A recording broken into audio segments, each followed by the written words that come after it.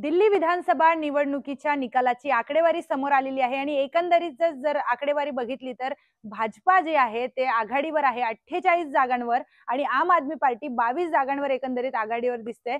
हा निकालाची जर आकडेवारी अशीच राहिली तर भाजपची सत्ता दिल्लीत येईल, दिल्लीत भाजप सरकार स्थापन करेल। पण जेव्हा सरकार स्थापन करेल तर मुख्यमंत्रीपदी कोण बसणार हे महत्त्वाचं आहे आणि हे नाव आपल्या समोर मुख्यमंत्री पदासाठी येऊ शकतात। पहिलं नाव यातलं आहे दुष्यंत कुमार गौतम, जे की भाजपचे राष्ट्रीय सरचिटणीस राहिलेले आहेत।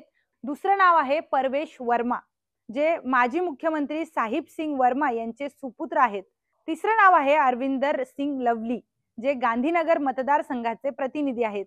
चौथं नाव आहे विजेंदर गुप्ता, जे माजी विरोधी पक्षनेते सुद्धा राहिलेले आहेत। पाचवं नाव आहे सतीश उपाध्याय, जे भाजपचे दिल्ली युनिटचे माजी अध्यक्ष राहिलेले आहेत। दिल्लीत कोण सत्ता स्थापन करणार याचा निकाल काही मिनिटातच आता समोर येईल। पण आपल्याला या संदर्भात काय वाटतं, एकंदरीतच दिल्ली निवडणुका संदर्भात तुम्हाला काय वाटतं, कमेंटमध्ये आपलं मत नक्की द्या आणि अशाच माहितीपूर्ण व्हिडिओसाठी पाहत राहा सुदर्शन मराठी।